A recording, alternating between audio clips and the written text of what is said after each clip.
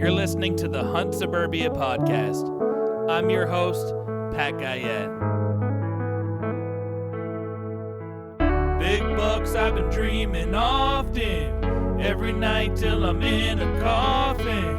Vermont woods to the burbs of Boston, I'm looking for a tree to get lost in. Crisp mornings, little dust in the snow. Quality time, just me and my bow. Fall evenings, I know just where to go for some quality times for me and my bow. It's just me and my bow. This episode is brought to you by Heron Hill Winery. Go to heronhill.com, make sure that they deliver to your state, and use code HS5 at checkout for an additional 5%. This week I interviewed Jon Petryk from Boston Bowhunter. He's killed some very impressive whitetails, including a massive Massachusetts buck with a triple brow tine that we'll put up on the Instagram for you guys to look at. He's a master shed hunter, loves going out and finding sheds, and he's really good at getting private permission, so we talk a little bit about that. I think you guys will enjoy this one. Let's get into it. All right, we're rolling here. We're sitting in my house in Massachusetts, and got Jon Petryk. Is that how you say it? Yep, Petryk. Yep. Petryk. Yep. So, exciting guest. Can you tell everybody what you do with Boston Bowhunter? Boston Bowhunter.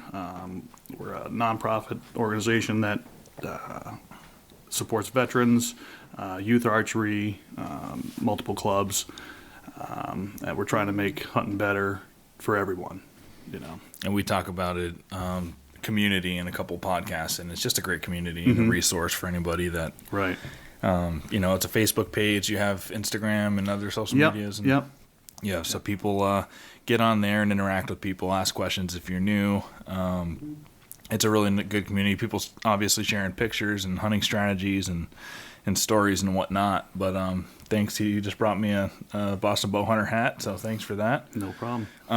Last night I thought it was going to be really good deer movement. It rained all day the night before, and I was excited, and it's a Saturday, and I didn't see a dang thing, but what happened with you? I saw quite a few deer, pretty much every deer except the two I was hoping would come out. I think it just wasn't cold enough for it. They moved.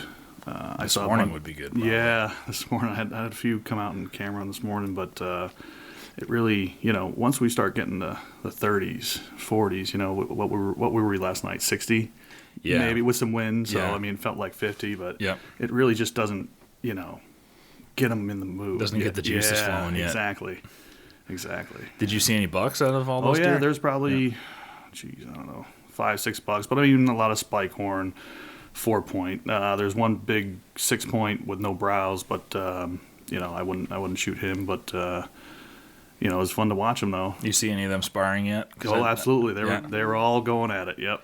The bigger one, the 6-point, he didn't really seem to be into it, but all the little ones were butting heads and romping around and having all kinds of fun, and they just getting into it. Yeah. I saw them doing that. I think like September 22nd was on my camera, so they were doing it pretty much right when they lose their velvet. You know. So what kind of property were you hunting last night? So it's a private property. It abuts some conservation land, and it's housey. Yeah. They probably have, I don't know what the parcel is, maybe 6 acres there. Some fields, but it's on a main road. And the piece behind it is probably maybe 50 acres. The conservation piece? The conservation piece, yeah. Yep. But I do a lot of stuff like that where it butts up to stuff. I do have a lot of private permissions, which is nice. I work hard for them. Yeah, let's talk about that too a little bit. But so when you're looking at, do you have a strategy when you're scouting the pieces to get your permission from? You're looking for conservation land, and then you look at all the abutters, right? Yeah. So pretty much, I always look for a spot. It doesn't matter what I'm doing, where I am. Yeah.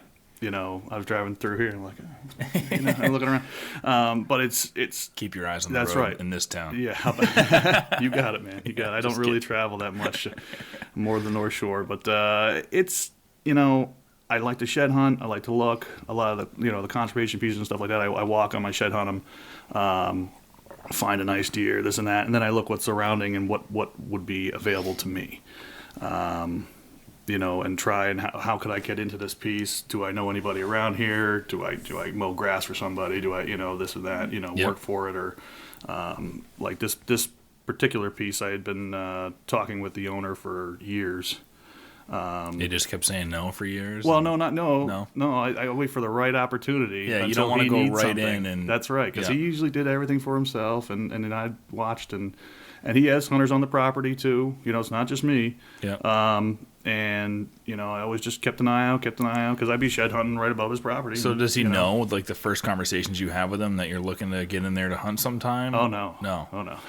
So you're easing into it. That's right, absolutely. Yep. And then I ran into him and he's like, geez, could you dump a load of leaves, for my gardens and stuff. And so we talked a little bit about this and that. I'm like, oh, geez, it looks like you got some deer around. Oh, yeah. I got some guys, they hunt out back. And, I know all this already because, Yeah. But, you play dumb a little bit. And it's, and then, oh, that's great. And then you get into their favor, and then he needed a big tree job. So was he going to pay you, and then you say, I'll do it for free if you let me hunt? Or how? Oh, no. I still get paid. But, I mean, I'll do deep discounts or this and that if I kill a nice deer. You might mow for free, all right? Yeah. Look, you've got it down. You don't even need to do it for free. Yeah, discounted rate. I got to make my money yet. So is that your day job, landscaping? Yeah, landscaper, tree removal and stuff. Yeah, everything pretty much. Hardscapes, patios, walkways, mulching, some tree work. Plantings. Yep. But lawn mowing too is a lot of it. Probably 50%. I mean that just in itself I'm sure you hunt a lot of the places that you mow, right? Yeah. If you don't have deer, I probably don't work for you. Yeah.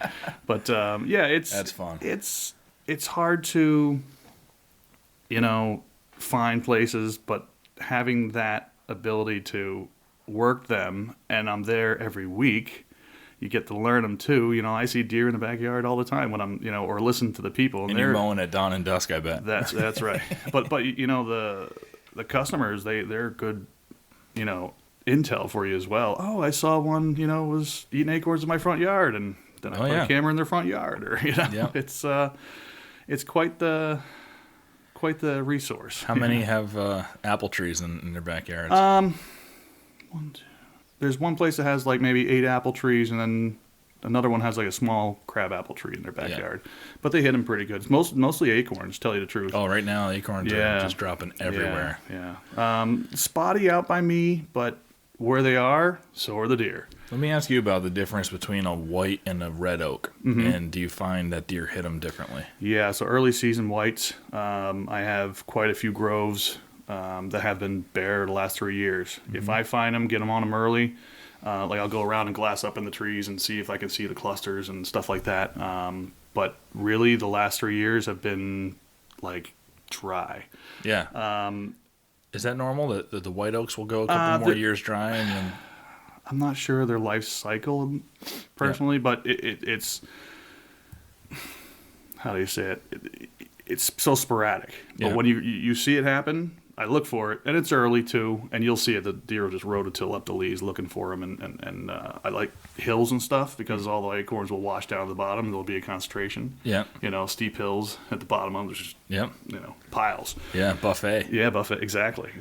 Yeah, but I check them out, and they're earlier than the reds. We did have an early red drought because of the storms we had. Yeah. It was dry, and we had a couple, not hurricane force, but windy days. Yeah. And that really shook a bunch down, and that really got the deer hooked on them early. Yeah. I think anyway. Yeah, and the apples I think were shook down early too. Yep. What other sources of food? Actually, before I say that, let's say you're hunting in a place that has some agriculture, because you said there's some fields and maybe maybe not even agriculture, but fields or a farm, and there are acorns as well. Do you still favor the acorns, or is it because I know in areas where there's a swamp and then there's a wood lot and you've got a lot of acorns right now, you couldn't be in a better place than hanging out by the acorns. there's a couple things I look at, like that property we were just talking about, and I was at last night. It's I actually got permission from the landowner to plant food plot in there. Yep. That's great. Yeah, absolutely. But it's tough too. I mean, we had such a dry year. Last year I planted it, did okay, had some deer, but also I can see their house from where I'm sitting. Yeah. I am not I'm 100 yards from them maybe. Yeah. Maybe a little more. But, it's, they have grandkids, dogs, cars going up a gravel road, back and forth. The deer would come out, they'd run away.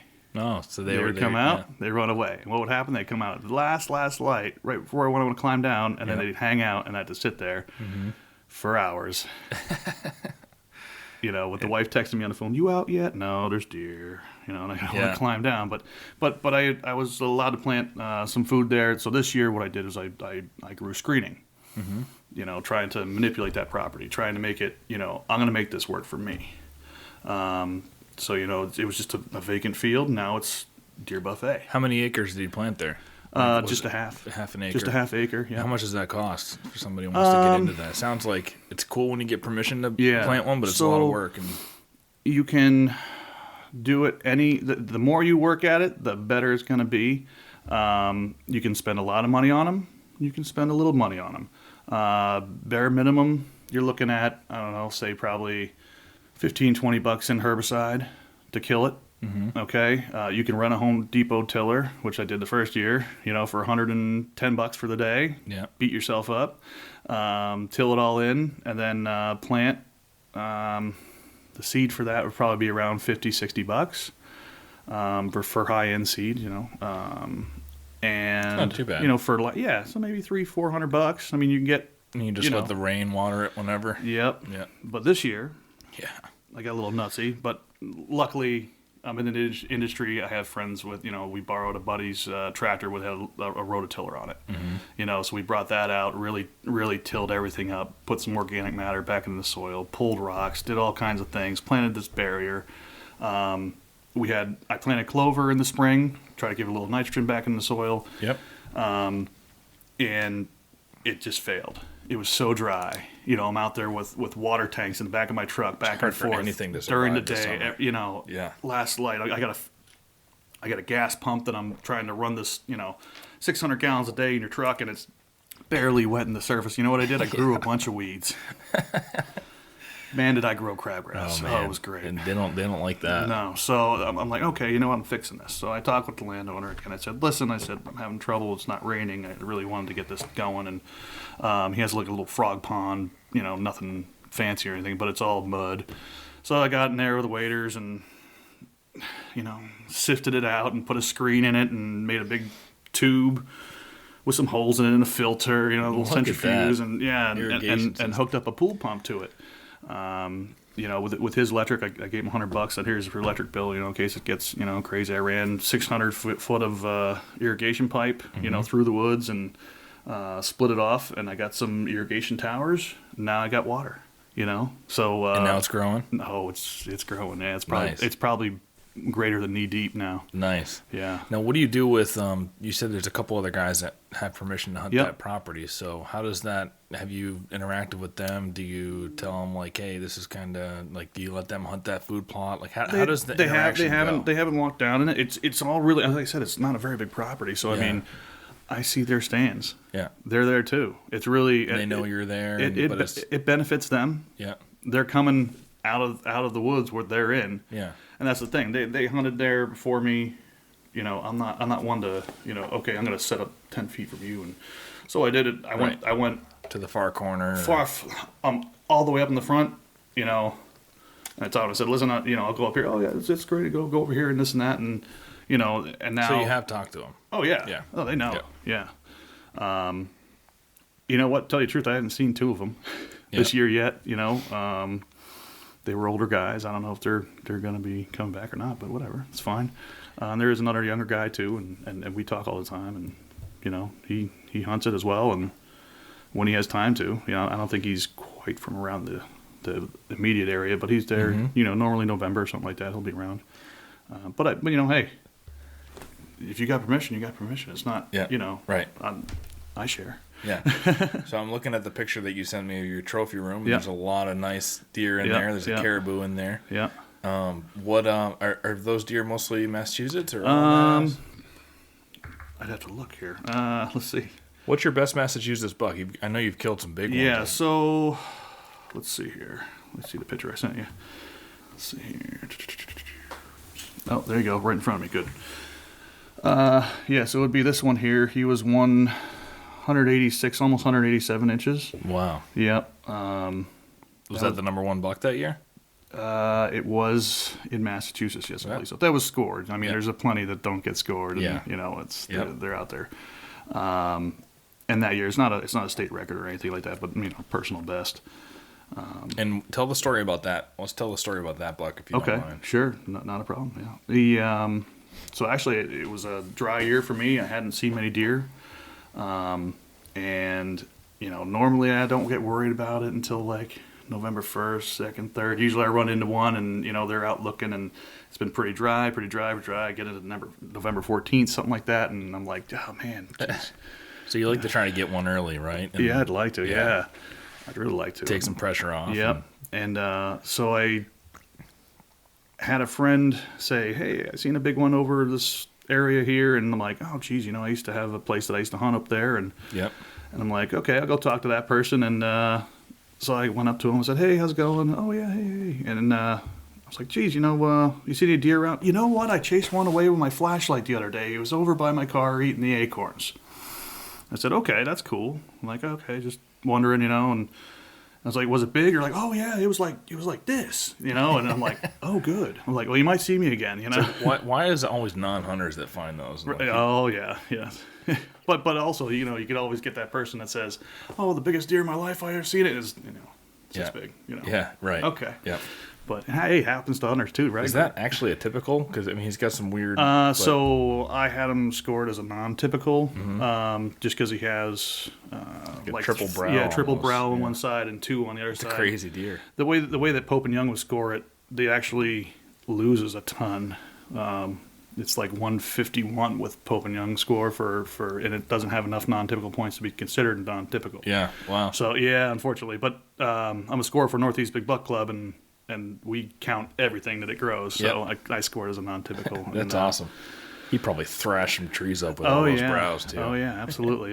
There was a bunch of shredded stuff around for sure, and that's one of the things I found when I went to look for it. So I took a quick scout, walked. It was a Sunday, you know, and during season, that's all I'm doing Sundays, trying to find more deer, get on them, or move cameras, or this and podcasting. That. Or podcasting. That's right. Yeah, it's a good day to podcast. How about it? So I went up, found a giant rub line, and you know, I had an area that I had hunted. You know, I had a stand there before, and I made a mock scrape, put a camera on it. There were acorns all over this, you know, ridge, and there's a little saddle there, or a bench, I should say. And so, okay, I think maybe, was it 2 or 3 days later, I had him behind a doe. The doe was in the scrape, and all I saw was antlers behind her butt. I'm like looking. I'm like, what is this? And this is when cell cams weren't great. Yeah. You know, and you know, it's fuzzy. And I'm looking. I'm like, that's a rack. I'm like, that's a rack behind her. Like you could just see it out behind her. She's got some growth coming out of her. Oh yeah. I'm like, geez. I'm like, all right, sure. So I went back and talked to him. Said, you're gonna see me. I'm gonna hang a stand again. And you're right. Sure. It was a pretty good buck. Yeah. Yeah. You don't want to say that because then Tom, Dick, and Harry are up there. And you don't want that guy telling everybody. That's right. That's right.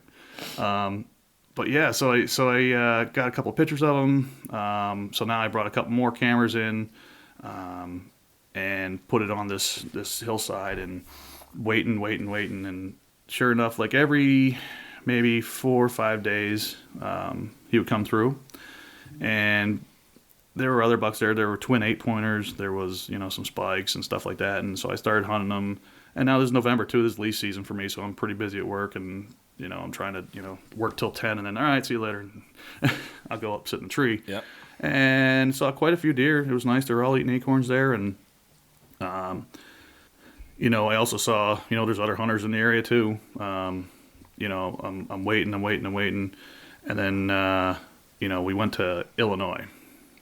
And we got him. Man. Yeah, so I'm like, I got this big deer, but it's 2 a.m. It's, this and that. Like you'd have a tough time killing a buck in Illinois that looked like that. Yeah, for sure. Yeah, yeah, it's good anywhere, let alone in Massachusetts. But so we got in the plane, we touched down in Illinois, turned the cell phone on after he landed on, looking at it.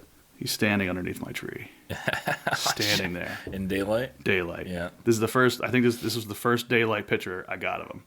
And I'm like, I went to the ticket counter. I'm like, how much does it cost to fly back home? I'm getting on a plane. Sorry, I'm out. Did you? No, I didn't. It was really expensive, actually. Yeah. But I'm like, you know what? It's fine. He's still there. He's alive. He's doing his thing. Okay. No problem. Hunted down there for the week. You thought about him every day. Oh yeah, believe me. And then I never got another picture of him. And then we were sitting in the lodge, hanging out, waiting to go get another. What time of year is this? November.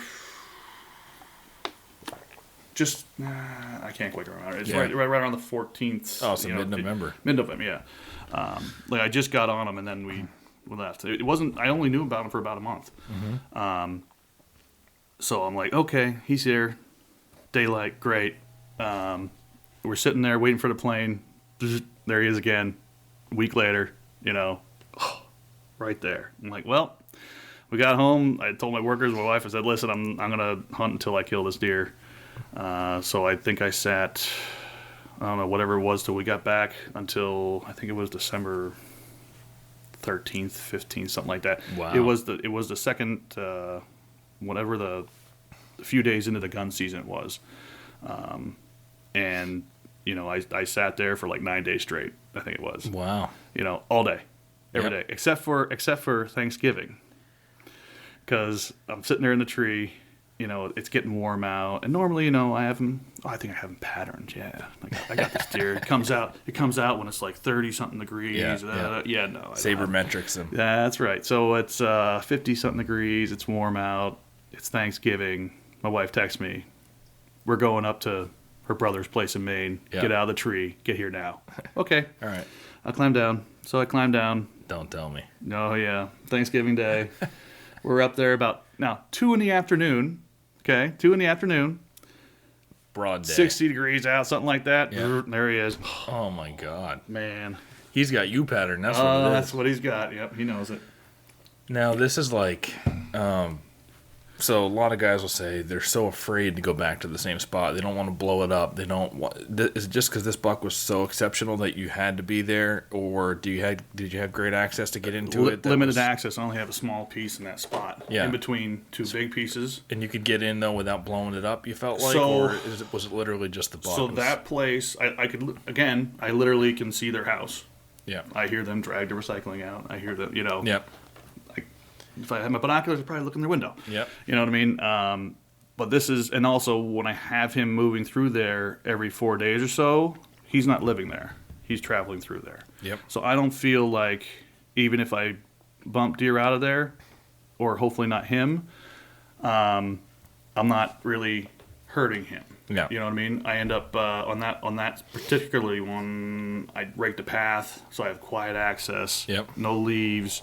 I had I think I had 3 cell cams up along. I mean, I had that whole little bench blanketed, so I knew and he was coming down low. I cut a pine tree down and knocked it over, so make him go up. Yeah. Manipulate your spot if you got permission to do that That's kind right. of stuff, right? 100%. I really like doing that stuff. You can steer him in front of your. That's right, stand. because he would otherwise he would just cut right next to the house, and I can't do that. Yep. So,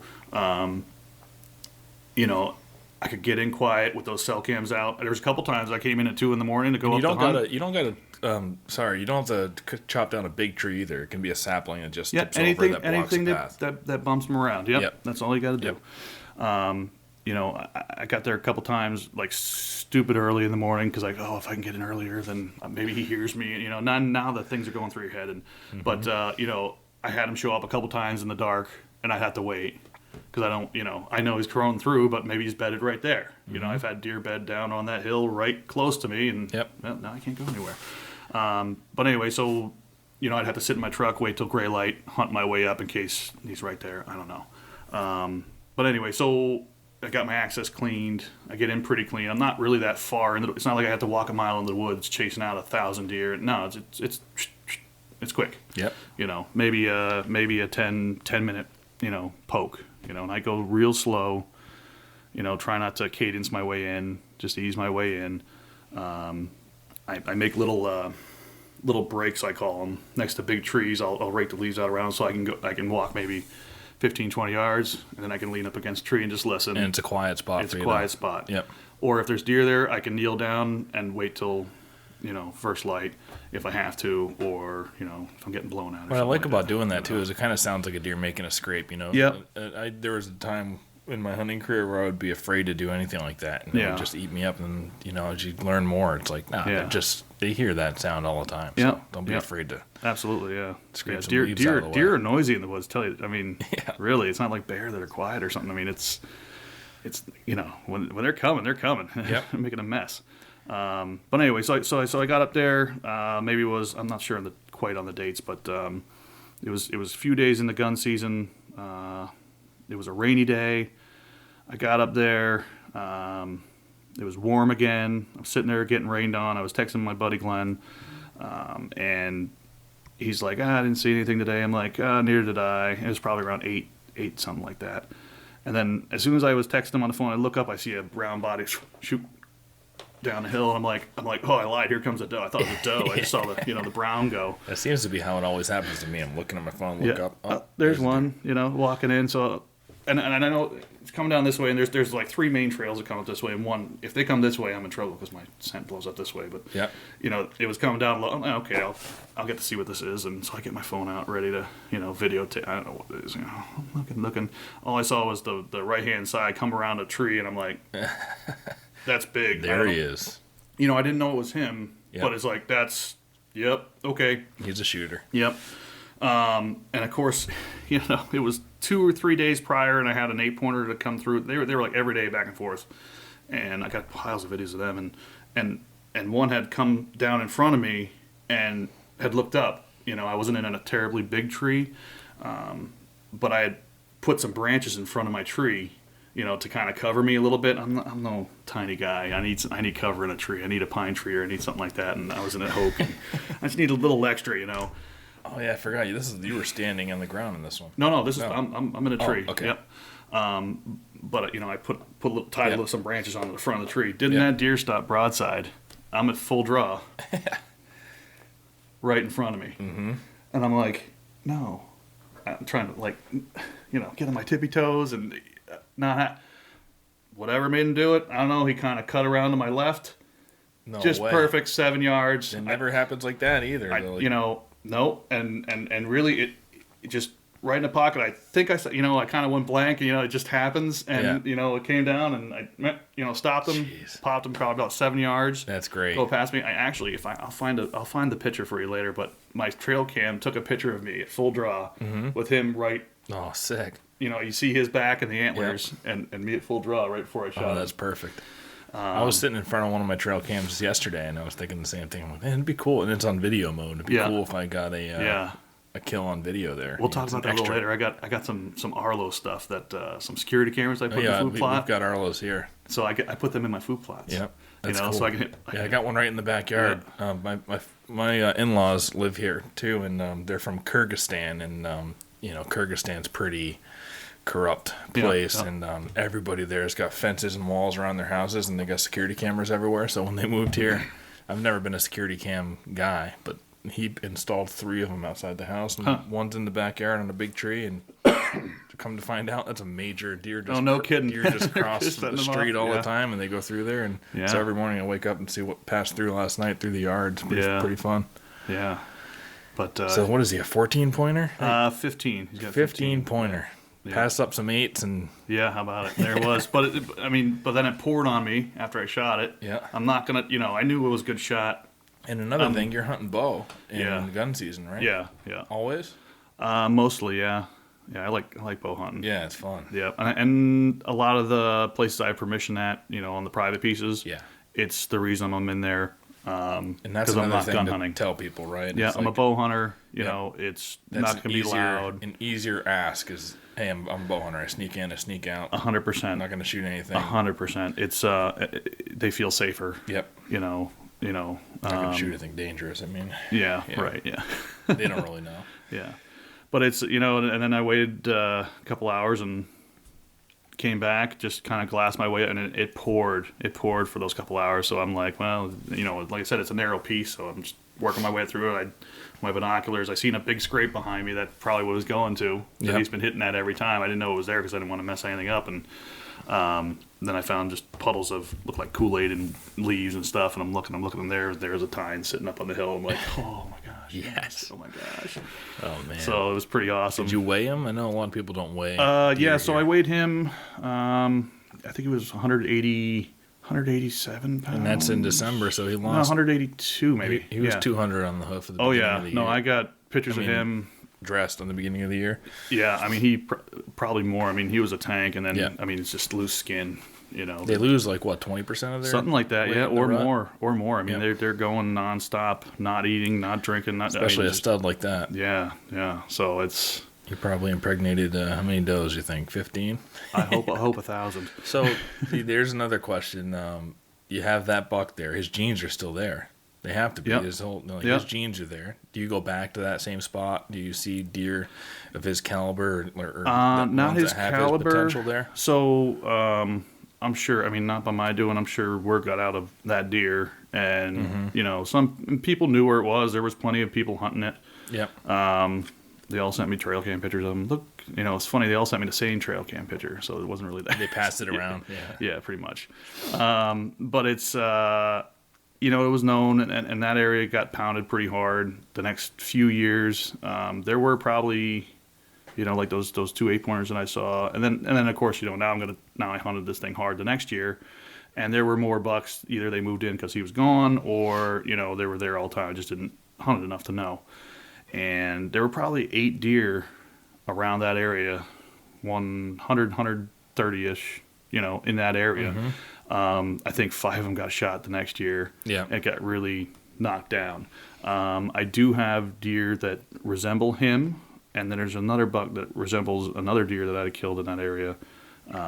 But yeah, I do see those genes. You know, they got to still be. I mean, they're still there. They might be in the younger bucks, and maybe people are taking them younger, so they're not seeing the potential. Right. He's probably, what, 7 years? I did send his teeth out. He was 7.5, Yeah. Yep, 7 years old. Wouldn't you like to find out, you know, who his mom was? And it's so hard to know because half his genes are coming from a stud doe, too. Or more, I think. I got a friend in Pennsylvania that works at a deer farm, and then they really think it's more, even more to the doe. Yeah, that's interesting. Than the buck. Yeah.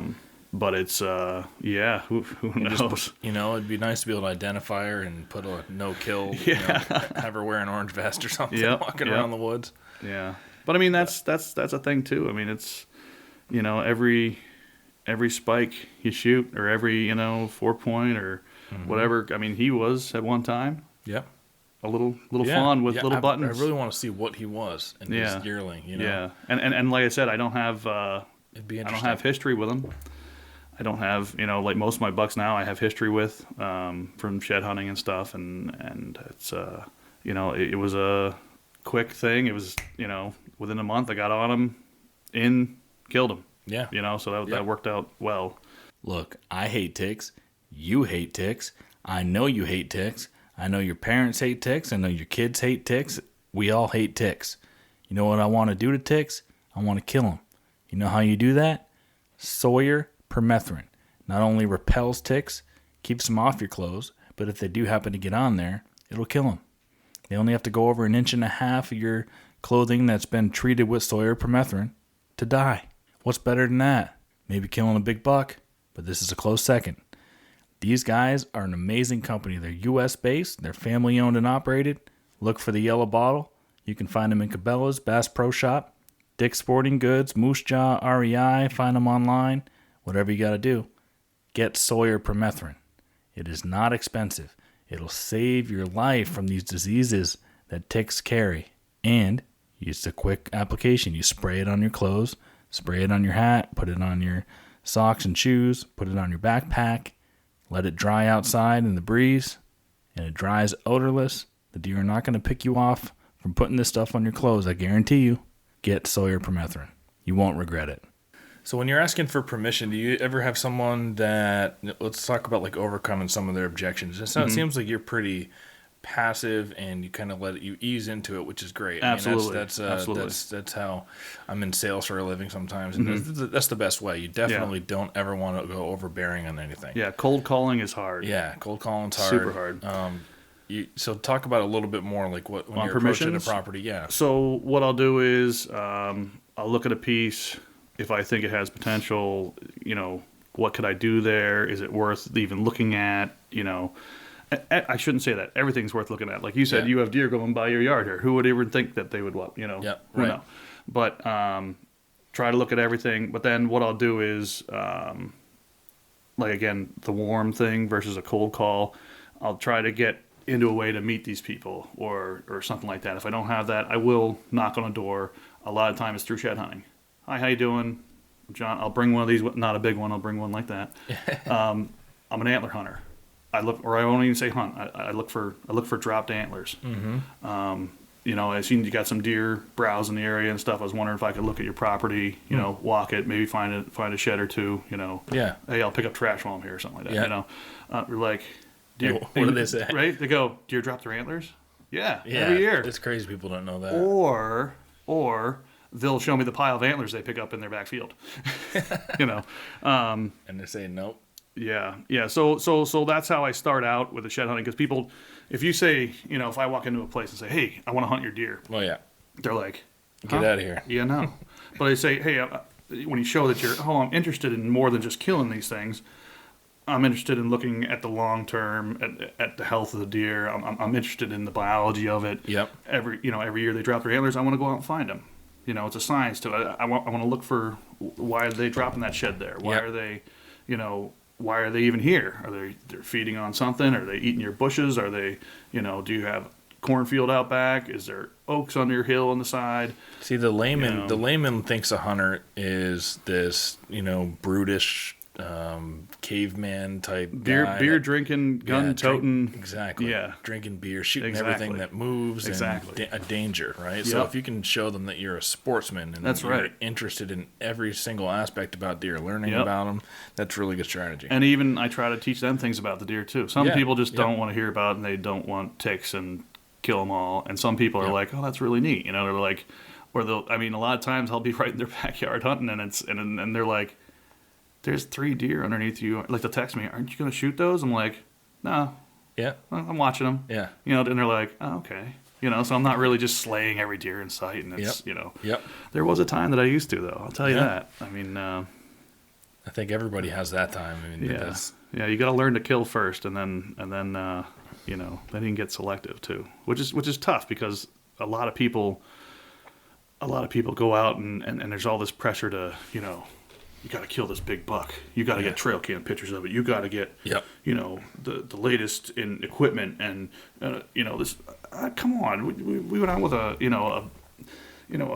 bear bow with the steel cables and square pin sight and the XX75s and the Thunderhead broadheads. Nothing fancy. Still killed deer. It's you don't need all that. I mean, don't get me wrong. I'm a tech junkie and I like my gadgets, and it's like every sport, man. It starts, golf they hit everything with wooden clubs, and technology starts advancing. You can hit the ball a little bit farther. Fancy stuff, right? You know what I mean? You got Bryson DeChambeau who takes his training to the next level, and he's pounding the ball like 380 now. It's crazy. Yeah. Everything's going to advance, and there's always going to be that question of when does it get too much. I think cell cams are getting a little too much. I have a couple of them. I got them this year, but I mean, New Hampshire's got a law, I think, that you can't hunt them the same day you get a picture and stuff like that. I mean, I wouldn't be opposed to something like that. So I see some of the things a lot of guys think. It's not a guarantee. You get a picture. 100%. 100% not a guarantee. I mean, I can't tell you how many times. Not even close. I've had pictures of deer not 40 yards away, and they never come to me. Yep. I'm like, oh, it's coming. No, it didn't. Yep. Or they think that, they're going to get a picture and they're going to run down in that valley and shoot the thing. Yeah. No, Probably not. I mean, the percentage is very low. Now I understand that, the fair chase. Let's call it fair chase, Cell cam. Let's think about it. It's sending you a picture. Some of them delayed. Some of them aren't. Real time. I think it's great. It's a great tool. I use it a lot. Quite a few deer of mine in Massachusetts, not New Hampshire. I got pictures of them in the morning with a doe. I went out in the afternoon, killed it. Yep. Because it's still there. They're in the area. I know they're in the area. And it's a lot of times with the regular cameras, I'd have them out, and I would do my Sunday camera check. Yep. Once a week. If I couldn't get there, I was working this and that. Now that I'm self-employed, it's way easier sometimes. But I'd pull that camera on Sunday and look. Oh, let's see. Monday, Tuesday, Wednesday, there was a giant buck here with 2 does. Crap. And then I'll waste the next week hunting him, even though he's long gone. He's been there for 3 days. Usually about 3 days I give him, in a certain area, and then they kind of move on, or less. But, with the cell cam, it's instant information. I love that. Info is what you need. That you need that. Yeah, Jake Bennett was saying, hunt the most recent intel. Yeah, MRI. he likes MRI. Yeah. But yeah, it's true. It really is, because deer are creatures that don't really stick around in that time zone. Especially in November. They've got a big range. I think it's smaller in suburbs, but maybe it's bigger. I really don't know, but it could be bigger. But think about. Then they got those pockets. Think about the range of a deer. Yeah. And the thing about the pockets is, especially with the suburban hunting, like I do, is I only have this little part that I can hunt. That deer can go wherever he wants. He can go in the street. He can go in the swamp. He can go in the private section I can't hunt. He can go in the public land over there and get shot. He can go over here, over there, anywhere. So really, it could be, 5 mile range. Let's say I found sheds from deer that are 5 miles away from where I've had them on camera. So I'll give them, let's say 5 miles, but it could be 5 miles in a long stretch, in between houses, in between the row homes, through the, it could be actually bigger, because it's 5 miles squared, and really, if they move around, they find something they like, they stay there, and then the acorns dry up there, they'll move to the next spot. They'll move eat all the apples from someone's tree. Exactly. Once they're dry, next spot. Yep. So really, it's a crapshoot, unless you're, constantly manipulating land, making it better, fertilizing trees to make them more bountiful, or planting a food plot, or like that place. I'm planting a barrier so the deer feel comfortable. They'll come down to me versus having to go up into the woods. Yeah. And you had said something in the beginning about do you like the food plots versus the acorns, this and that. Early season, I'm not in there pressuring them. I'm not in there in the mornings. I'm not in there trying to unless there's something really that deer's there every single day. Yeah. Something like that. I'm not in there pressuring. November, I'll start hitting it harder. Because deer catch on quick. Even the deer that, I saw last night, I knew something wasn't quite right. They're sketchy at first, but they're deer. That's what they do. That's how they live. That's how they survive. And it's, up to us to figure out, everyone's like, oh, I went in, I saw some deer and I blew them out, and then I don't see any anymore. Well, they learned you, so the more I can keep it, extrusive, like staying out of it, the better. Easy access stuff. All the morning hunts, I have stuff that's right close to the backyards of houses that I can just walk right. I'll leaf blow a trail right in, hunt till like 7, and then I'll go hunt the rest of the day in a deeper spot. Hunt my way in 10 till. Yeah, I started raking my spot behind my house here. It's it's nice for the access. Yeah. So just to recap on the on permission side. Yep. Ease into it with the landowner, right? Yep. Sorry. Yeah, we've got to wait. Show them that you're interested in everything about deer, and you're a sportsman, and you care about the conservation. Tell them about how hunting actually helps keep the deer population around for a long period of time, and all that stuff, right? And try to offer something. The easiest thing is, hey, do you eat meat? You ever had venison? And share some of the harvest with them. Yep. And even if I don't kill there, I'll from another one, I'll hear I didn't shoot one here and this and that, because then people figure out I'm not there just to kill every deer, and they're like, right, okay, but you start giving them meat anyway, or like I said, I'll discount work for them. Mm-hmm. hey, I'll do your leaves for free this year. Just whatever. We'll just do it quick. I had someone the other day that said, I asked her, and she said, yeah, I have somebody back there hunting it, but the deal was he's supposed to kill coyotes every year, and he hasn't brought me a coyote. Right. Coyotes have been eating my livestock, getting into the chickens and stuff. He hasn't brought me one, so I don't know. I might have to revisit it. I was like, well, I'll gladly go in there in January, kill some coyotes. Absolutely, yeah. But you got to cater to them, and even people love when you pick up trash. Mm-hmm. Come out with a little shopping bag full of. There's another good one. Plastic bottles and whatever. Hey, I like to pick up trash out of the woods. Yeah. I don't like. I love being in the woods. I don't like seeing empty bottles of stuff. Do you mind if I go back there and clean your woods for you? Who's going to say no to that? Right. There's a lot of trash on the road. There's picking up people see that stuff. I got one spot. I saw a lady picking up garbage on the side of the road, and I was like, I got time. So I pulled over, had a trash bag. She was like overloaded. And I just like, here, put it in the trash bag. And then I ended up helping her pick up the rest of the trash on the road. She's like, oh, that's really nice. I'm like, yeah, I'm a hunter. Every time I see garbage, you'd be out in the middle of the woods and you see Snickers bar, I always tell my wife, like, I grew up in Vermont, and Vermont's just, it's pristine. I mean, it's the trails in the woods, you don't find trash. You don't, it's not overloaded with people all the time. Like when you go into the woods there to enjoy it, you almost always have it to yourself, or you might see one person. You never see trash. Sides of the roads, you don't really see trash.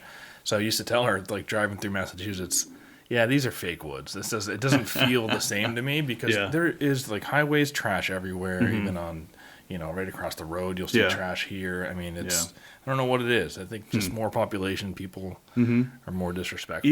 Even like the walking trails we go to, and stuff that, my wife and kid will go biking on or something like that. Or, I mean, just the dog crap bags and the cigarette butts and the. Think about how much better that would be if there was none of that shit. Yeah, it's insane. People just think that, oh, someone will pick it up, Yep. And there's actually a few places that I noticed got shut down.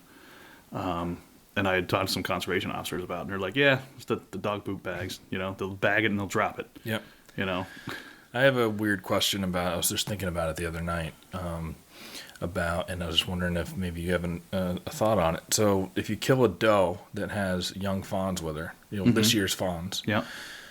I was thinking to myself, I wonder if those deer actually learn to survive and become the older deer because they got their mom taken away from them, right? So they have to fend for themselves a little bit earlier. They might have to learn a little bit quicker, and then they become the more savvy deer for the next generation. You're saying evolving herd theory? Maybe they, like some people will say, oh, they're probably going to die now. Their mom's not there. The coyotes will get them. I think maybe they become smarter. So, I mean, nature's a crazy thing. If you look at anything in nature, it survives. It's going to survive way longer than we will. And it's been there forever, and it finds a way. So I think if you would shoot a mother of two fawns, let's say, right now during hunting season, I mean, they're pretty much weaned off. I saw a little spike trying to suckle off mom last night, and she's kicking him away. Yeah, she's like, get out of here. What are you doing? And he was pretty self-sufficient. He was eating away on his own, and he's not dependent on her really. Yeah. More to for her to show him what is trouble and what is not. But he'll learn that on his own very quickly, and if he doesn't, he'll die. Yep. But I mean, I think yes and no. I don't think it makes them more of a let's say, stronger creature. But if they do start learning lessons on their own that don't kill them, then yes. It's probably a subtle difference, but it'd be a cool study to try to figure out. Maybe a deer farm. So last night I had the first deer that came in, Spike and a young doe fawn, and mom finally came out too, and she didn't like what was going on, either the wind swirled or she whatever. And she was getting, stompy and, like something wasn't quite right. And she was looking into the woods. There were other deer coming. I could hear them, but, and the young ones are just like, Mom, what are you doing? Relax. Like, we're here eating. It's okay. And she got all upset and left. And what happened? Both the young ones followed her. Yeah. And we're like, oh, okay. They look so upset, too. They're like, no, we'll leave. It's so funny. You can see their personalities, too. Yeah. And then, but then they eventually came back out. And so did Mom. But, I mean, it's just, they're watching what she does all the time. She's teaching them everything, you know, just like our moms do, you know, but yeah, nature will find a way to, you know, evolving herd. Yes, they learn stuff. So what is the evolving herd theory? I actually have never heard. I can kind of figure so like it out, evolving herd. If you think, like Jake said that he thinks they've evolved to hear the Primos can call. Yeah, I don't have much luck with that thing. To tell you. And some guys do, some guys don't. You know, I don't know when to turn it. I've turned it a few times. I think so. So here's one for you. How about the Evercom? You use the Evercom? Nope, never used it. Okay, so Evercom, that scent's supposed to calm the deer, this and that. Yeah. Okay, I used it last year. What, do they get it from a bedded deer that's calm? It's all synthetic. Yeah. There's no way. There's no way. They sneak up on this deer in the deer farm while she's bedding. And every stick of that in the whole country and wherever, you know, how did they make that much out of deer? No, it's all synthetic. Yeah. It's got to be. Yeah. Okay. I'm sure it has parts of natural deer in it. Sure, mostly synthetic. Don't quote me on that, but that's my theory. But think about it. I went down to Illinois, you know, I've hunted other people's stands, you know, and I see it just plastered all over the trees. People plaster on their boots. They plastered on everything. It's just this waxy white stuff everywhere. You think the deer aren't going to figure that out soon enough? That they're going to correlate that smell with a human interaction, and that's evolving herd. Mm-hmm.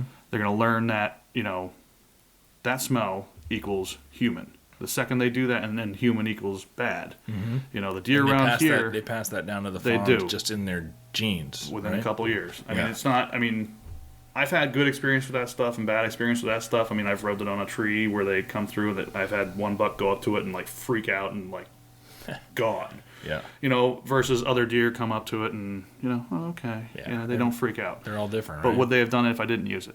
Who knows? Don't know. All right, let's draw the winner for this week's raffle. If you remember, it was just leaving a comment under the Big Woods Bucks video, 11/15/19. That's Timmy Boldick's video. And the winner is, congratulations, Jacob Morissette. Shoot me an email at huntsuburbia@gmail.com, and we'll get you those books. Next week, all you got to do is like, subscribe, comment, leave a review, a 5-star rating. Any of those things will enter you into the raffle, and we'll do a Trophy Ridge site. Trophy Ridge products are intelligently designed to give you a distinct advantage and be deadly accurate. The team at Trophy Ridge believes smart, hunt-inspired innovation should be at the foundation of each product's existence. You have enough to worry about on a hunt. Your gear should not be one of them. Trophy Ridge accessories give you the comfort of always knowing you're using the best bow hunting equipment when out in the woods or at the range. For information on the all-new 2021 lineup of Trophy Ridge sights, quivers, rests, releases, and stabilizers, visit trophyridge.com. Trophy Ridge, the tools bow hunters trust. All right, here's a little pro tip for you guys, and this is probably the most important tip that I can give you as a hunter. Whether you're a new hunter or you're a veteran hunter, this is something that is going to go a long, long way into helping you kill deer. So make sure you're paying attention, okay? What you have to do is make sure that your wives and your girlfriends are happy during hunting season. I mean, you should make sure that they're happy all year long, but especially during hunting season, make sure that they're happy. So butter them up a little bit extra. What I've always found that works really well is buying her some wine. So I buy a case of wine from Heron Hill Winery at the beginning of the season, and if I get through it, which we usually do somewhere around middle November, I'll re-up and I'll buy another case. Heron Hill Winery is out of the Finger Lakes in New York. One of my best friends is the vineyard manager there, so that's why I started supporting them, but I keep coming back because I love their wine. The owner of the vineyard is a big-time hunter, and he makes some great red wines specifically that pair well with venison and game birds. My favorite is the Eclipse Red. It's a nice full-body red, and it goes great with any kind of venison. And their Game Bird Red is great with any kind of game birds. But, I mean, they've got tons of wines. Go check them out. And they have a special deal for Hunt Suburbia podcast listeners. That's you guys. If you want to keep supporting us, please support our sponsors. And there is not a better sponsor to go out and support than Heron Hill Winery. Go to heronhill.com. and use code HS5 for an additional 5%. So what they got on there is if you buy 6 bottles or more, there's a volume discount where you get 10% off. So with HS5, you'll get an additional 5% off, which they don't give to anybody else, just you guys.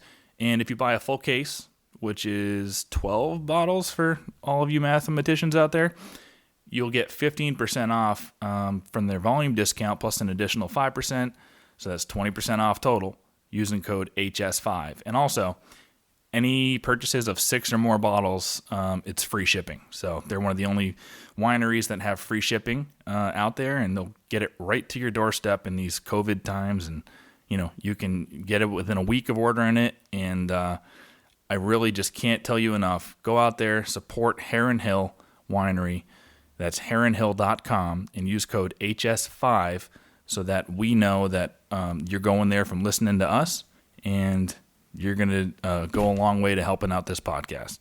Heron Hill Winery, the official wine of hunters, and more importantly, their wives and girlfriends everywhere. Do you pee in scrapes? Nope.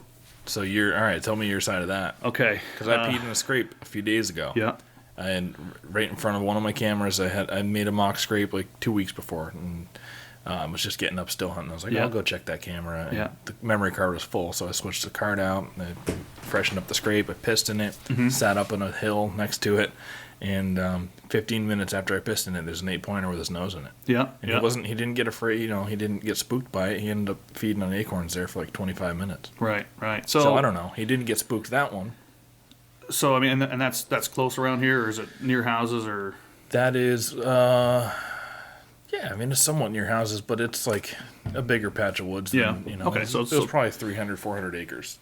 So that deer, I'm sure he knows what people are, and this and that. But I mean, I've had a million people that tell me, oh, I peed in scrapes and this and that. It works. I've tried. You ever try to pee a little bit in scrape? It's not good. Yeah. I pee a lot. You got to have really good control. Also, I'm a fan of no scent is the best scent. Okay? Look at what we eat. No calling is the best calling, too? Like, sometimes I feel like that when I'm in the stand. Yes. It's So like, unless I need to make something happen, I try to keep quiet until November. Then I'll do a little bit of blind calling, but not a whole lot.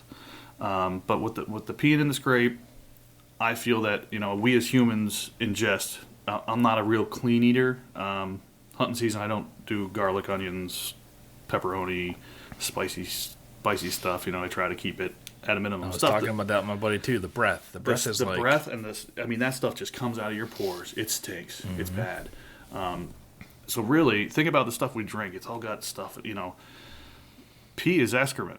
I don't care what you think about it, but it's got waste in it, human waste, as well as the stuff that the bucks are seeing too. And I really think, as much credit as we give deer scent, that they can tell, might have been a human, might have been a deer, whatever, this and that. But I try to keep my footprint as little as I can in the woods. Peeing in a scrape, I could see it. I don't do it. People pee out of their tree stands. I don't do it. Why? Because I hunt the same stand a lot. The more I can make that area not human, because if I'm pissing out of my stand every sit, once a week even, there's going to be ammonia bath on the bottom of the tree. You know what I mean? I challenge everybody that does that. I said, okay, go pee in the toilet before you go to bed. Next morning, stick your face in there. Yeah. It's not a good thing. No. Even though it's in water, it's contained, it's, there's bacteria in there. It gets nasty. So what do you do when you got to pee in the woods? Where do you go? Bottle. I got these little collapsible soft bottle that I have with a hard top that I just open up, pee, stick it in my jacket because it's warm. Yep. Yeah. Nice hand warmer. Easy hand warmer. Yep. Yeah. Look at that. You learn something new every day. That's right. But yeah, I try to keep myself out of the woods as much as possible when I'm hunting. When I'm checking cams, stuff like that, I'll go just like this. I got my work clothes, I have my boots on, I'm gonna walk through there. If I can't get a deer to relax around a urban environment and people walking through the woods, I'm gonna spend way too much time to kill him. Unless it's something like the big one, that's worth taking every precaution, this and like that. But there's some deer that just aren't killable. They know it. It's their house. They know.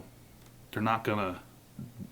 They could be killed, on a doe being dumb or something like that. But, I mean, I want deer that are tolerant to humans, and they're out there. They're out there. Yeah. You know what I mean? That they're going to be like, oh, how do you know a surveyor didn't walk through that piece? And I've seen big bucks come right past them. It happened yesterday. I had a guy with a hard hat walk right through. Yeah. And he was testing the water because we had so much torrential water after none. So he was just making sure. But I mean, and I've had, pieces of woods that got, they were going to put a power line through, and they took a freaking excavator through and cut a line right through the property. Yeah. There were still deer there. It made a scrape right on the edge of it. And they came in, okay. And that line they cut becomes browse and food plot later on. Natural plot. That's right. Let's talk about shedding, because I know you love shedding. Absolutely. And this is a great shed that he brought. We'll post a picture of him with it. What's your strategy? I mean, it's a way to extend your season, and the first 3 months of the season you can get out there and still hunt. You're still hunting. You're hunting sheds. It's cool. You find it. You know that deer's in there. Same deer I was after at hunting season. Yep. Same deer and more. And it's really cool to have them, just to collect them, to show them. But then what's great about it is that deer's alive. Yep. At least when he made the shed. Right. He made it through the season. Yep. And next year, you're like, hey, it's probably going to be bigger unless he's on the downside, right? I don't see many deer go on the downside. People say that, and it's downhill. It's down. Just I always hear changes, that, right? downhill. Yeah. I've seen a few like that, but not a whole lot. Those deer with the big bases and just like a big spike and a crab claw on the other side. Yeah. Normally when they're like that, they either have no teeth because they've been eaten, in rocks or sand or something like that, and their just nutritional value isn't there. Or they're, really, deer getting old and not producing antlers. There's so much food around this area, it's hard to see that. I've noticed there's a lot more browse here than like where I hunt in Vermont. It's all kind of more established older forest, and there's no undergrowth, so you're only really hunting mast. Right. But here there's like everything's underneath. Everything, greenbrier and wild grape. They love that stuff. Even viburnum. There's so, I don't know.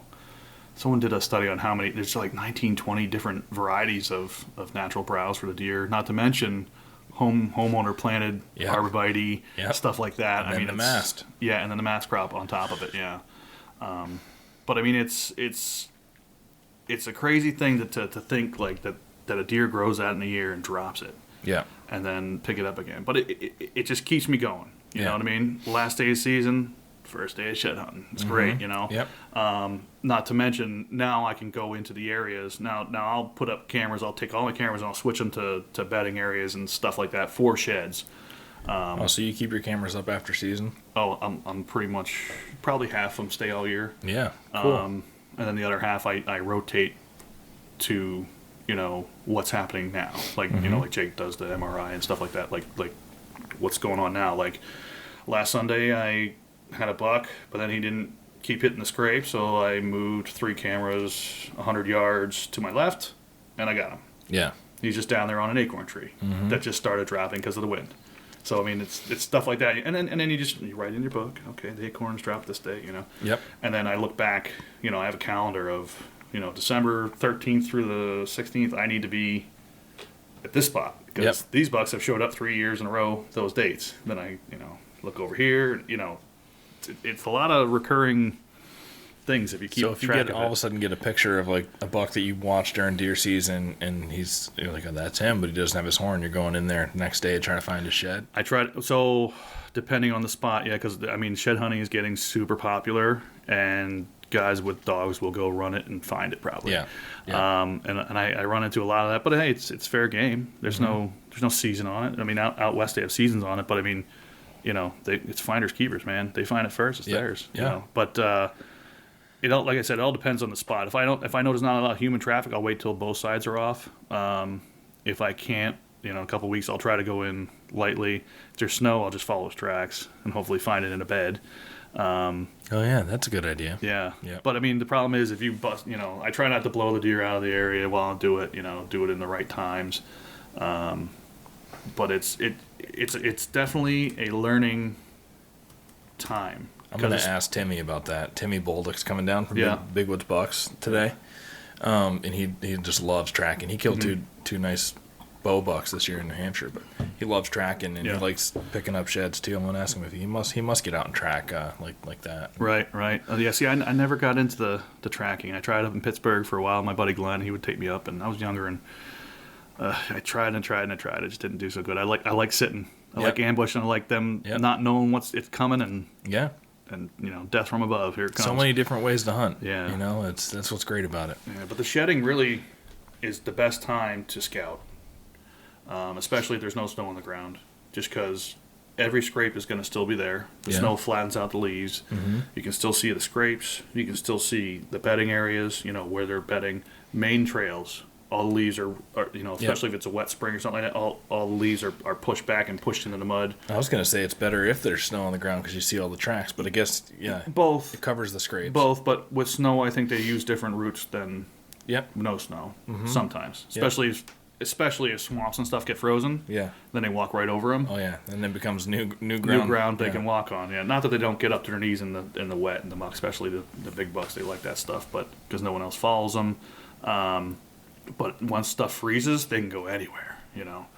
But yeah, you can see all the scrapes. You can see the trails. You can see all the other people's stands in public land where they are. People like going out scouting in July, August. Yeah. The green leaves are out, and people get upset because they're like, "I went to go hunt, and there's a guy 20 yards away." In the fall, when in the summer that stand was probably still there, they couldn't see it. Yep. I mean, this stuff is like you said, the underbrush is really thick here, and it's very leafy, and a lot of times, I put up a camera. I thought I was the only person in this secret public spot, and I had like 8 guys going in with cameras and dogs, and I guess I wasn't the only one in that. It really is hard to see. But then I went and shed hunted, and I found 900 stands in that piece. Yeah.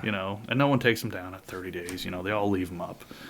Some of them are same guy, multiple stands, and that's true. Yep. Only gun hunters. Or I'll leave cards. Hey, give me a call, or I'll hang the stick. If you ever found hey, give me a call if you need your lawn mowed. Yeah, right. if you ever find a stick hanging on your stand, it was probably me in the North Shore. Yeah. And I'll come back next. Nice, just nothing like I don't put a tree against your stand, or I'll just hang a little Y stick right in the ladder or on the tree peg, and if it's gone, not the wind blow it off or anything. If it's gone, the next someone hunts this. Okay. Yeah. But it's got to know, because how many people die. Only gun Jeez, only gun hunt. Yeah. I mean, when I die, I'm going to leave so much iron in the woods. You kidding me? Yeah. I want there's probably 80 stands out there. That's true. I mean, stuff happens. People get old. They don't hunt anymore. I mean, get sick or something. God forbid. Or an injury. I can't. No one's going in to get that. Especially if they don't know where it is. Exactly. And they're not going to tell their spot. When you see it, when you find a shed like this one, I know you said this one's your buddy's going to hunt it because but you're like, all right, now you hone in on that deer to try to kill him for the next season. This is like a really nice. Yeah, that is a boon. They always seem smaller in your hand than if they're on a deer's head on the wall. Yeah. But that's huge. Yeah, so that's probably if he had a match side, which he does, the other side's a little bit smaller. It's like a mainframe 12. Yeah. Right? So the other side only has like a couple stickers. 5. I think it's a 5-point, something like that. But if that would match and give an 18-inch spread, it'd be a booner. It'd be a 172. Wow. But yeah, I mean it's a nice buck, but it's again populated area. Yep. There's a lot of other guys with a chance at them. Yep. I mean, and like I said, they have no rules. They go anywhere they want. Yeah. They don't want. Oh, yeah, you have to stay in this piece now. No. Yep. But it's once I get my hand on that, then you really know like, oh, it is like some trail cam pictures. They when they're right up in front of them, they look bigger. Or they, once you have that in your hand, once I hold that, now it really sparks like, ooh, okay. Yep. If I get multiple years, now I'm really excited. You know what I mean? Yep. Because eventually that deer is going to come back to that spot. Usually, most likely, they're going to come back and do the same thing. Now, you're a scorer. As soon as they have that, does it have to be scored non-typical, or So yeah, if you want it to count, you got to score it non-typical. Yes. Yeah. It's got to be an inch long from the, so we draw a line right here, and you take it at the longest point. So it would come up the back. So in Vermont, they got the spike horn ban. Yep. And antler restrictions. Yeah. Antler restrictions, and the older guys in my camp are all against that. 80% of the deer killed out of my camp there have been spike horns over the years. We keep a list of every deer, and the whole thing was like, all right, it's got to be an inch. I mean, in Vermont, they would count that one. Yeah. The guys in my camp, if they saw a spike horn with that sticking out, they'd shoot it. Really? Yeah. Yeah. Yeah. So I mean, if you can hang a ring on it. The ring rule. Yeah. That's a Pennsylvania thing too. That's where I'm from originally, and see if Oh yeah. Yeah, you can hang. Well, you got those on rubber that rings that would hang on to pretty much anything now, right? Yep. But I don't know. Antler restrictions are a good thing, I think. I'm from Pennsylvania. They put a 3-point rule on one side. Some other parts of the states are 4 points. 3 points and a brow tine. Yeah. Me personally, I've seen a dramatic rise in larger antler deer there. Yeah. Since when I hunted it, when I was a kid. Now, like, everyone hates that spike rule, in Vermont, but, when you take your kids up there, they might be, all we shoot is 8 points instead of spikes. Yeah. Well, I had my dad on last week, and we were talking about that. Yeah. It's like, you have seen bigger deer. You have to admit it over the last, we are... How long has it been going on for? 2010, I think, was 10. the So first. it's 10 years. Yeah. Okay, so you would see the. I think it's a 5-year. But he says, all the does are bigger too, and I think it has a lot to do with winters being less severe and other there's other factors into it. You can't say it is just because of the restriction, but it's nature, Yeah. But I personally in Pennsylvania, I've seen bigger deer. Yeah.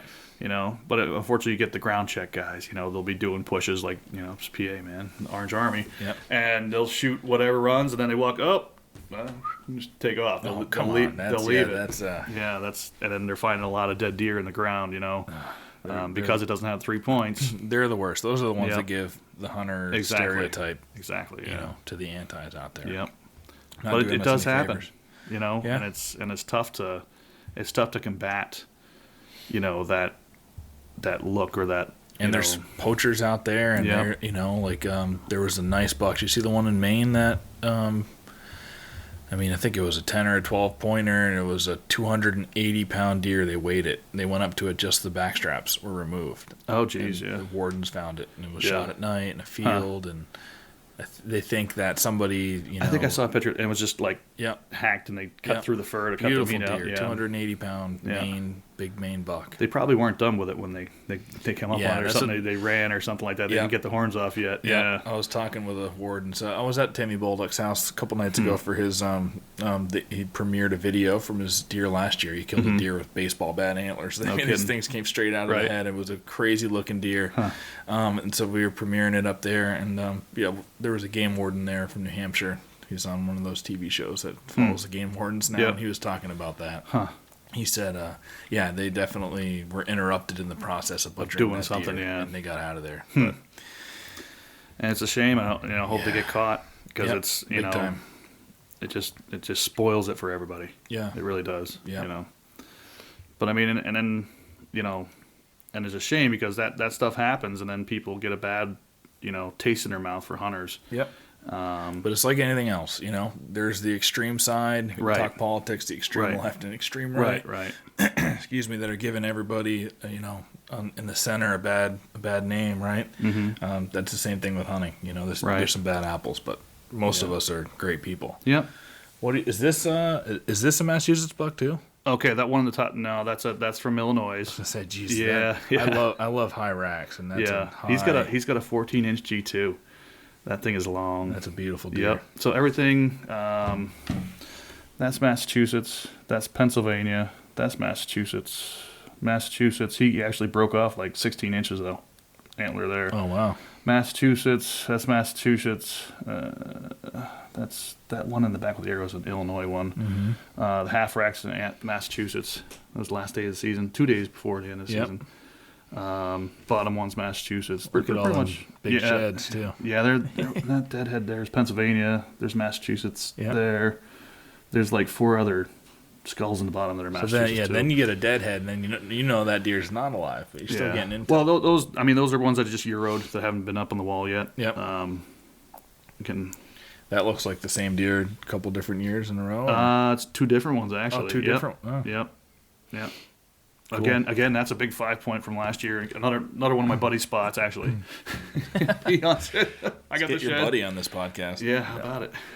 So you're friends with Jim? How do you say his last name? Jim Levasseur. Yeah. How did his trip go?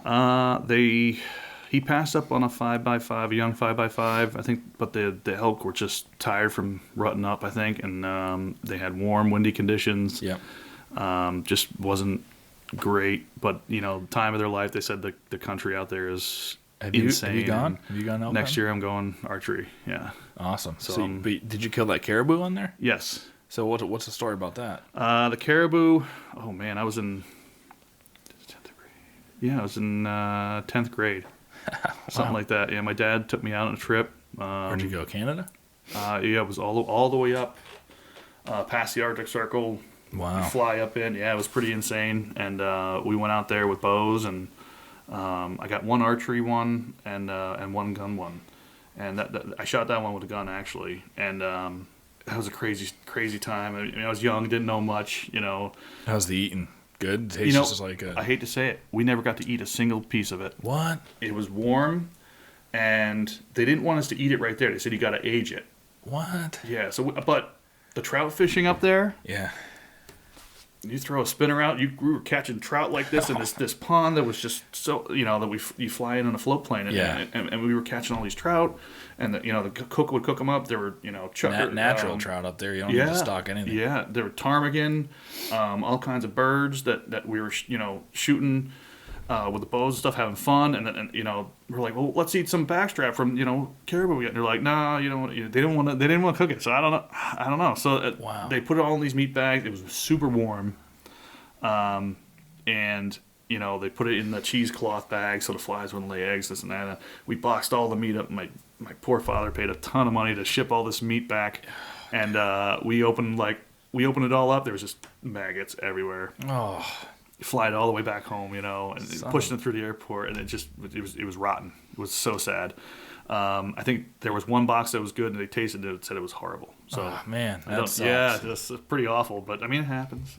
Whatever. Yep. But I mean, it's a tough, unfortunate. I've always wanted thing. to try caribou. Yeah. I feel like it would be delicious. And they stopped hunting most of them, or on the plains, I think, because they're saying the herds were getting decimated or something like that. But I mean, that was a fun hunt. Well, they're on that northern range, and with the global warming and stuff, and the ice caps melting, all that crap, they're probably losing their. Yeah, but it was a fun hunt though, for sure. Yeah, I took my bow up, and the guide's like, just take my gun anyway, because I'm up on top of the mountain. And sure enough, that thing, I built this little rock outcrop so I could lean against it and stuff, and I hear just like steps, and I'm like, I didn't take the bow up because. He's like, you're not gonna need it up there. Yeah. Long shots, right? Yeah. And that thing almost stepped on me.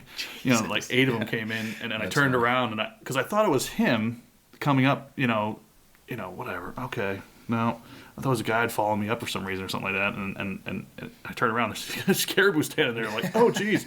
They kind of ran away, and then, That's fun though. And then they made a circle, and then I pulled the gun up and. I waited, and they ran another circle, and then I shot him finally. That's great. Yeah, gun stories versus bow stories. There's not.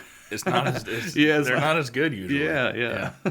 So do you have a particular deer you're hunting this year? There's a whole pile. It's whoever shows face and who wants to play. Yeah. Like I said, for the shed hunting, I have probably 13, 14, 15 different deer that I would shoot. Yeah. And how many properties do you hunt? Like how many total do you got? How many spots you got? Oh man. A lot. Ballpark. You got like 15, 20 you switch between, or 70. 70. Wow, Yeah. Jesus. I don't mess around, man. This is all I do. That's great. Man, I got like 5 spots that I'm going to this year, and that's it. Yeah. But here, I mean, that's okay. Is your wife tolerant of all that? So here, you can just see the. Oh wow, look at that. Yeah, and each one of those is probably 10 different dots on there. Wow. That's do you have do you bring a climber for most of them, or you got? Mostly 70 stands, right? Mostly I have. I probably got 50. Yeah. Wow. And a lot of it I haven't revisited for a while. Like I said, I'll check them all out in shed season, see what's there. Yep. What happened there in the fall? You can read the woods and see. There's new rubs here. There's another buck came through here. They bulldoze the whole thing. There's development there. Mm-hmm. Stuff like that. And then I just move around. You know. Right. Back to the wife thing though. She is the number one reason that I get to hunt. Yeah. And any of these things get killed. Yeah. Especially now we have a kid. You got to be able to be out in the woods and feel like you're you're okay being there. You know? Yes. Yeah. If you're feeling like guilty or well, she gets upset sometimes. She's always like, just climb down. Yeah. You know, and I'll have deer in front of me. Like, I can't.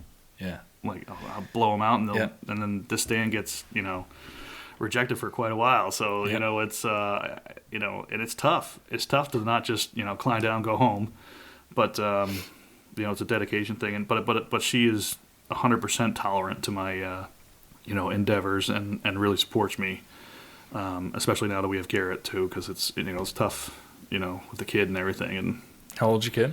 He'll be 3 in January. Cool. Yeah. I've got a 6 month. Not even 6 months. He's 4, just over 4 months old. Yeah. Oh boy. He's He's being pretty quiet right now. That's good. These mics can pick up. Pick everything up. But all right, we got about 10 minutes. Yep. 10 minutes left. Let's go over like some gear stuff. Like, okay. Tell anybody listening that's getting into hunting and they're new to everything. Like, what do you use for gear? What would you recommend on? Okay, so gear. Number one thing, buy the most expensive bow. I wouldn't say most expensive bow, the best bow you can afford. Mm-hmm. That's a good. It's your weapon. I'm saying for bow hunters, of course. Yeah. It's your weapon. It's the thing between you and the animal. Mm-hmm. Okay, and get a quality one that'll last, right? Get a quality one that'll last, or the best bow arrow combination that your money can buy. Mm-hmm. Broadheads, I don't even want to get into that, but it's do you just use fixed or do you use? No, I'm an expandable guy. Yep. So we'll leave it at that. Yeah. I'll be changing shortly, not the fixed to another expandable, but it's the company switched to China, and they're not making the same tolerances on the broadheads as they used to. So it's they got a nasty letter in the mail for me, but yep. not that my opinion matters, but I'm sure it does. Yeah. So but again, use the best equipment available to your purchase power. So that now is not the best equipment for me, mm-hmm. Because it's cheaper made. It's not, and I test my stuff. I will practice with the actual broadheads I use. I do tests on them. We've even taken roadkill deer in the winter and shot them with broadheads. Mm-hmm. We tried to get it on video. It's just so hard to, get good filming quality and stuff like that. But we shot 10 different types of broadheads into a deer. I hang it on a coat rack and. Oh man, that would be a good video to put out. Because think about it, how many times you see the plywood test, the cinder block test? Well, I got the deer test. Mm-hmm. What's better than that, right? Yeah. You could even bring a deer that you harvested back, but you don't want to. Yeah, I don't want to smash up the meat. Yeah. So this is nasty head hit doe roadkill. You can do a gut shot test with the deer. Exactly. That you bring, yeah, there you go. But anyway, so buy the best bow and arrow broadhead combination you can get. What do you use for bow? I shoot a prime right now. A black 3. It's I was always I've shot everything from I think I started out way back in the day. I mean, that was PSE and I had a Browning something or other, and then I went to Bowtech. I shot Elite for a long time. They changed the way they built their stuff with some things I wasn't quite into, and they don't make 80-pound limbs anymore. Mm-hmm. I shoot a real heavy bow. And then I tried the Prime.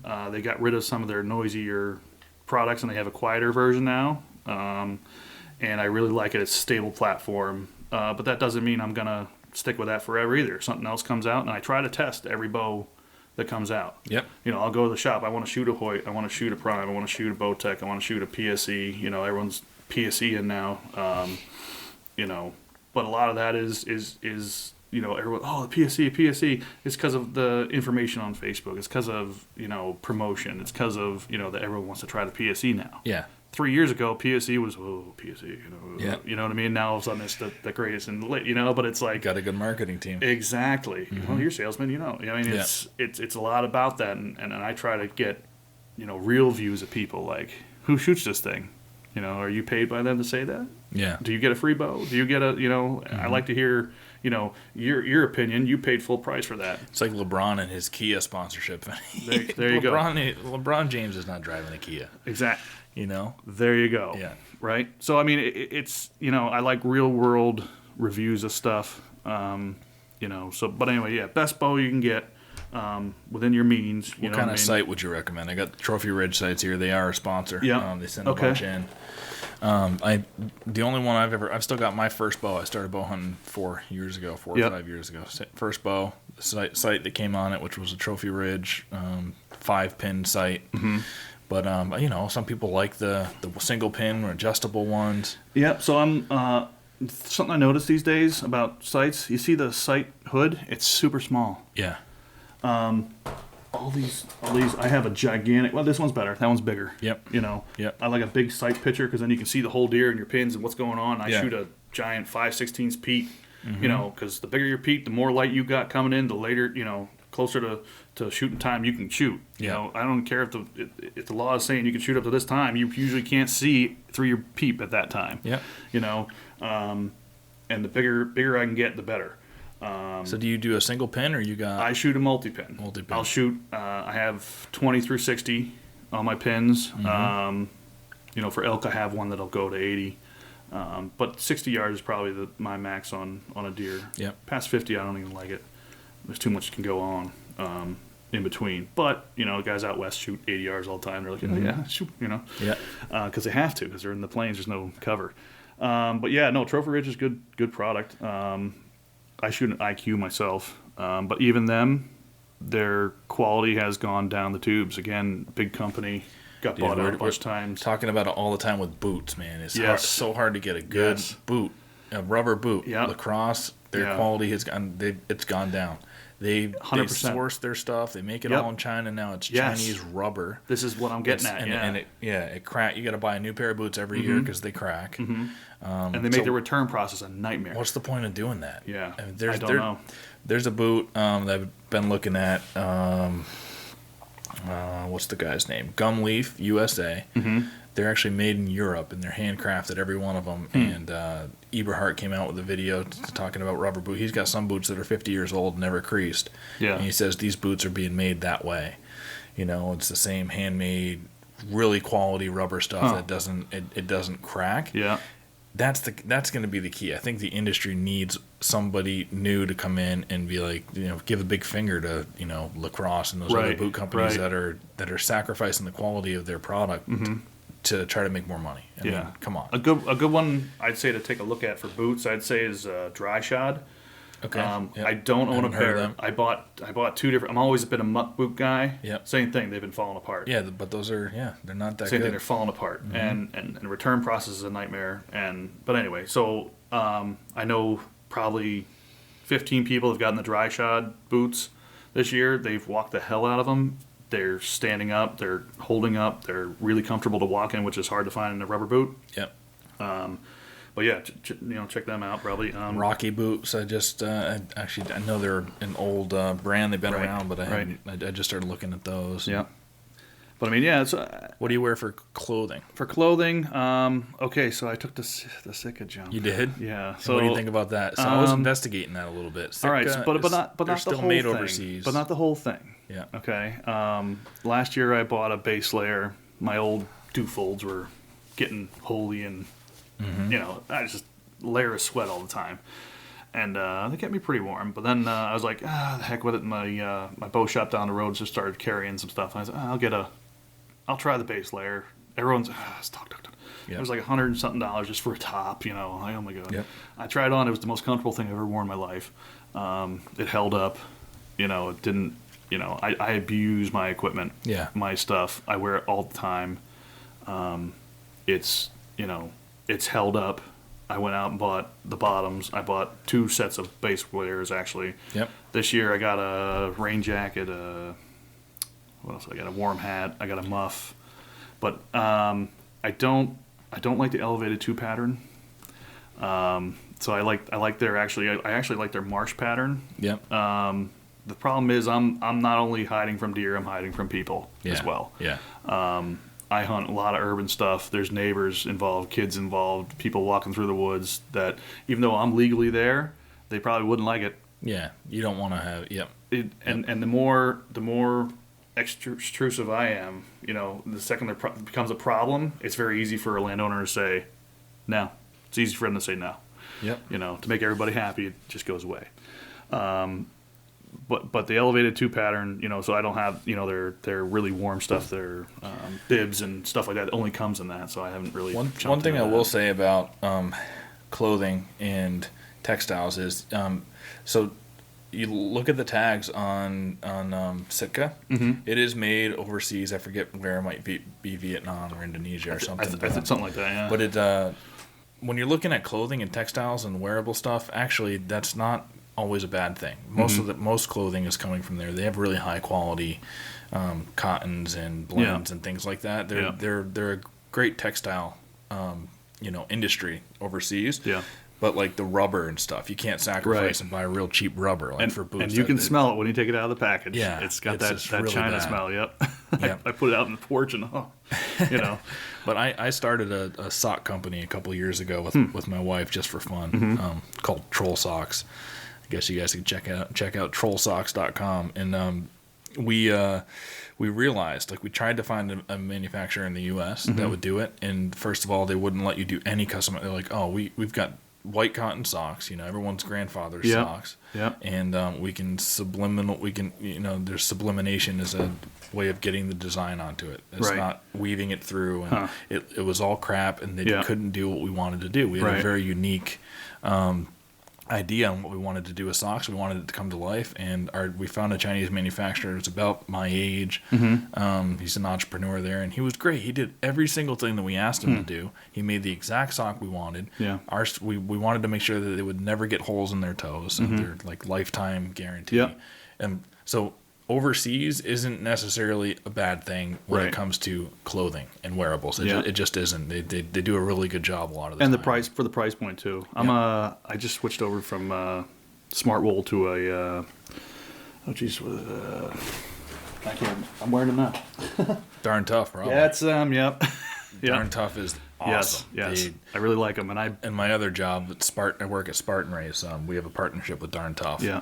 Because they lifetime guarantee sock. Yeah. And it is an incredibly made sock. Yeah. And they're at capacity pretty much. They sell just as much as they make, and they're not building a bigger warehouse. They like that. They're not trying to scale any bigger than they are to make more money. So that's good. Yeah. Are good. Yeah. I got a hole in one of them. I got to send it back. Yeah, they'll give you another. They'll give you a free one. But they've been good socks, Yeah. But again, it's a $25 sock or a $30 sock. Yep. But again. But I would pay $400 for a pair of boots that last forever. Exactly. Instead of $100 So best year. Gear that you can afford. Yep. Cool. Yeah. So it's. I hate to cut it short. We got the next guy's pulling in here. I just see. So, dude, thanks so much for coming. It was not a problem. Awesome conversation. Yeah. We'll do it again shortly, hopefully. Definitely. Yeah. And whenever if you get a deer, we want to have if it's not too far away, drive it here, and we'll do a podcast right after and tell the story. We want to do some kill stories this year, and do it whenever it happens. If it's a Tuesday night, give me a call, and if you want to do it, we'll tell the story. Sounds good, man. All right. Thanks, John. Excellent. All right. Good luck this season. Yep. You too. All right.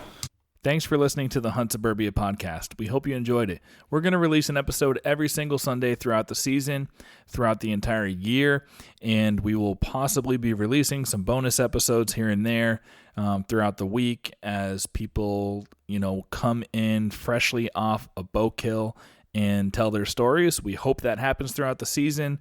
There might be weeks where you get 2 or 3 bonus episodes. You might not get one for a couple of weeks, but there will be some bonus episodes. But you can count on us every single Sunday to have a new interview on throughout the season.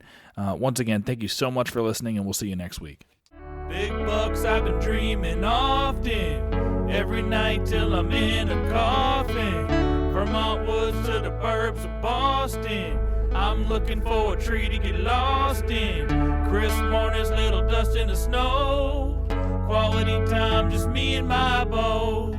Fall evenings, I know just where to go for some quality times for me and my